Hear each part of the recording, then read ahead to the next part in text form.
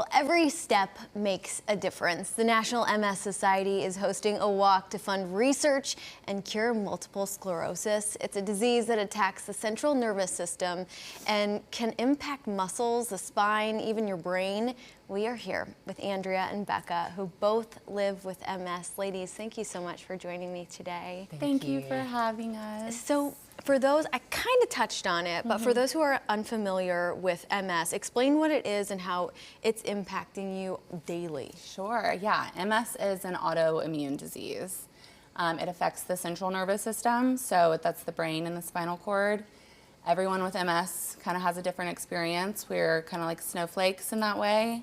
For me, I have a lot of like walking issues. Andrea has similar foot drop issues.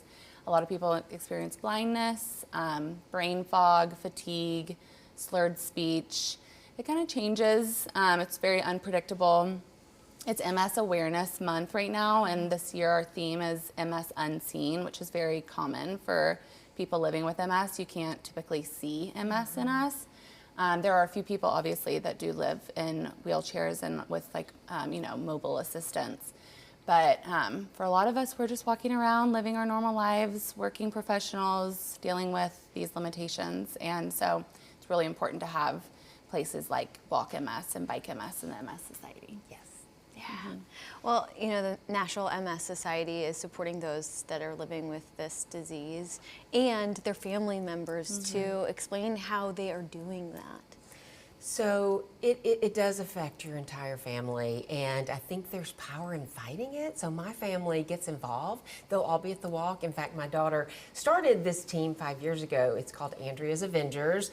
Not what I would have named it, but I love that name because we wear superhero capes, and she started it in high school, and I think that really gives her power. She's doing something, and now she's in college, but she's flying home for the walk. So my husband, my parents, my daughter will all be there walking together, and knowing that every dollar raised is getting us one step closer to a cure. Exactly, funding that research and creating that community, as we were talking about. Andrea is a former WKRN employee. Happy to have you back at home, sister. Now, I was really moved by your story of how you both found out that you had this disease. Can you explain for those listening? Yes. So I was working at an ABC affiliate in Huntsville. I'd been working overnight, so I was tired. And my entire right side went numb, so I thought stress, lack of sleep. But then my speech became so slurred, I had to be taken off the air. And then I went blind in my right eye. So I was 24 years old, first job out of college. It hit me like a ton of bricks, and I thought my life was over. And you had a different experience. Yours was a more slower diagnosis. Yeah, mine took a little while for me to kind of accept that something was different in my body.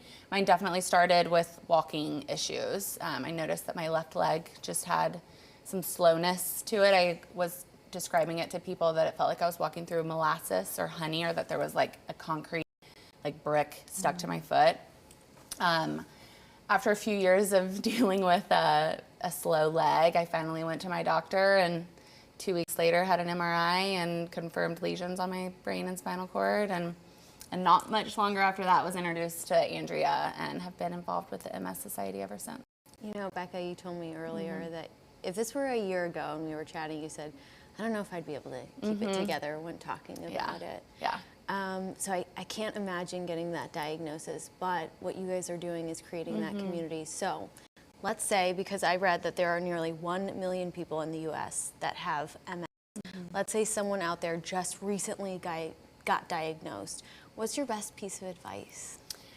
So I was just diagnosed it'll be 3 years this summer. I was 31 at the time of my diagnosis. I was kind of in this height of my career and was a very social being, and so I just kind of leaned into that side of my personality and was not shy to tell people what I was going through, which really led me to meet people like Andrea and several other members of the community that have MS, which I just truly believe is the only way that we can get through this. We have to have each other's back and be able to lean on each other. Our family and friends and people that support us day to day are very important as well. But there is something very unique about being able to talk to other people that know what your experience is and what you're going through. And so for me, my best advice to give to anybody that is newly diagnosed is to talk to people. And when they have a cousin, an aunt, an uncle, a coworker, anybody that has also been experiencing MS, say yes to those introductions and have those conversations, and you never know where it's going to lead. I'm very grateful for the community that I've found. And you're leading it as team captains at the walk. Ladies, thank you so much. I really appreciate this conversation, you sharing your story. Thank you. Visit the website on your screen, everyone, for more details. Walk MS Nashville is happening March 28th, next Saturday. So register for the event and please make a donation. It is going so far.